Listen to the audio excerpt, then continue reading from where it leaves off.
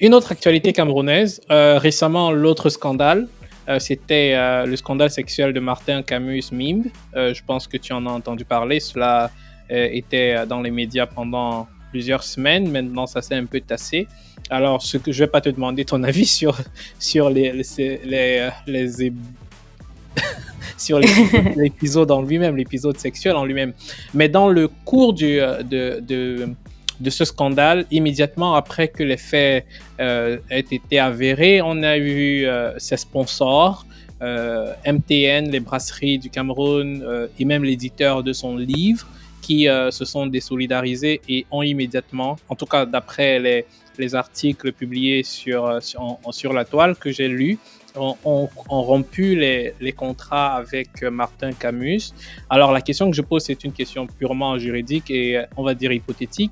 Est-ce que dans ce type de contrats, qui sont des contrats de sponsoring, qui sont des contrats d'image, dont notamment des contrats d'affaires, il existe des clauses qui permettent notamment, comme dans ce contexte, de rompre de manière unilatérale le contrat?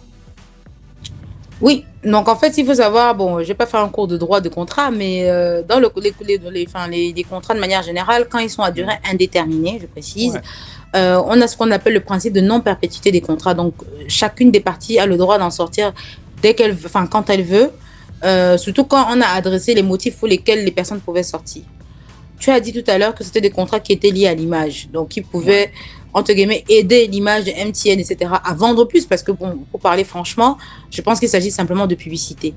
Donc, tu imagines bien qu'à partir du moment où la personne ne sert plus cet objet-là, le contrat est un peu sans objet.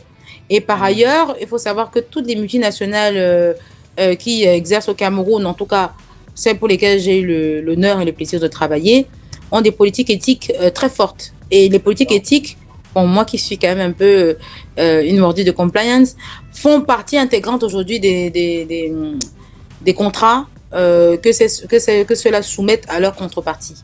Donc aujourd'hui, tu peux perdre un contrat parce qu'on t'a vu en train de violer ta femme ou en train de gifler ta femme dans un endroit. Bon, et voilà, c'est comme ça que, typiquement, c'est comme ça qu'on fait entrer la morale dans les affaires.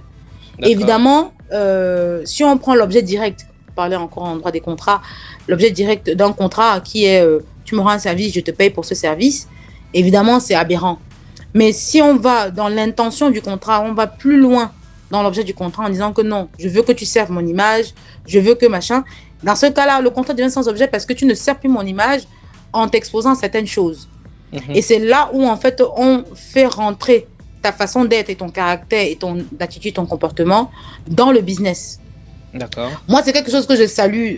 Bon, je vais pas faire de parti pris, mais c'est quelque chose que je salue d'un point de vue en tant que juriste qui pratique dans la compliance et qui pratique dans l'éthique des affaires. Et c'est une manière aussi de dire, je vais pas faire des business avec des gens qui font certaines choses. C'est une manière de faire. Et c'est une manière aussi, entre guillemets, d'impacter la société vers des méthodes beaucoup plus, on va dire, des méthodes meilleures, en tout cas pour l'ensemble de la société que nous sommes. C'est une manière de pousser les gens à faire les choses bien et d'éviter certaines pratiques on va dire, de s'installer dans le marbre. Maintenant, ce qui est dommage, parce que évidemment, j'ai fait la thèse et l'antithèse, ce qui est dommage, c'est que en tout état de cause, pour parler en tant que juriste pur, cette personne n'est pas encore une accusée. Cette personne est toujours présumée innocente. Exact. Le principe de la présomption d'innocence.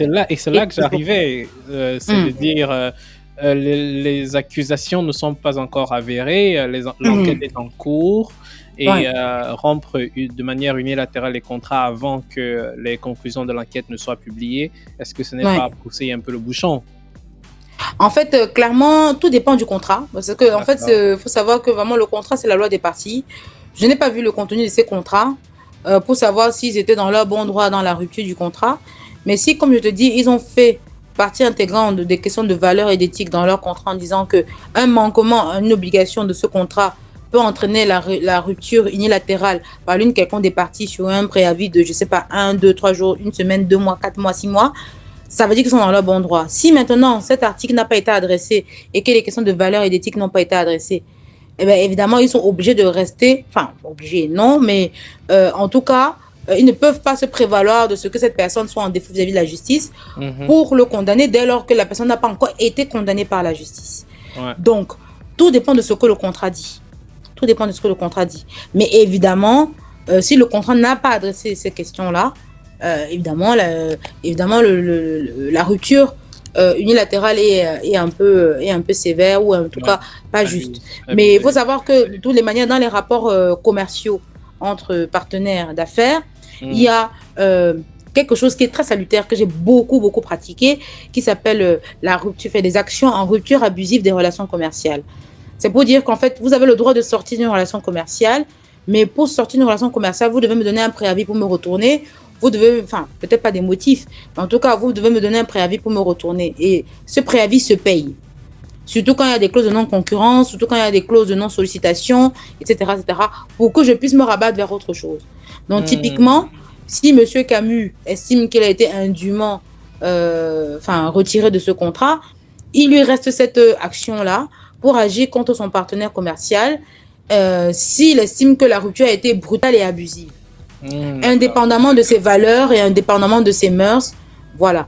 Et si tant est-il que l'éthique et le comportement des individus n'a pas été intégré dans le contrat. Je dis ça parce que j'ai vu des contrats de ce type de boîte dans lesquels les questions d'éthique ont été adressées dans le contrat. Et dans ces cas-là, il ne pourra pas se prévaloir de ça parce que c'est un peu comme une rupture d'un contrat de travail pour faute. Quand il y a une faute, la rupture est immédiate, il n'y a pas de préavis, il n'y a pas tout le processus qu'on essaie d'installer quand on rompt par exemple un contrat pour licenciement économique par exemple, ou pour que sais-je, même incompétence. On est censé étaler un certain protocole qu'on n'étale pas quand vous avez fait une faute lourde ou une faute grave.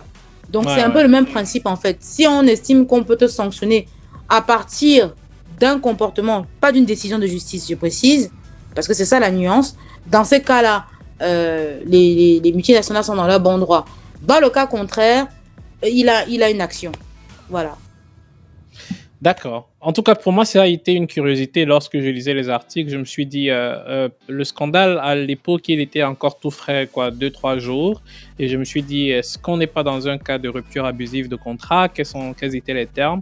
Et je pense que là-dessus éclaire ma lanterne sur les possibilités. Et donc, là, en fin de compte, c'est est-ce qu'il existe dans son contrat ou est-ce qu'il existait dans son contrat des clauses d'éthique, des clauses de comportement qui pourraient trigger la rupture de contrat, et dans ce cas, il ne pourrait pas avoir de recours, et le cas contraire, il pourrait éventuellement avoir un moyen de recours. Mais bon, comme tu disais tout à l'heure aussi, on est au Cameroun et toujours, il y a beaucoup de... Oui, il y a toujours le facteur X, quoi. Il y a toujours...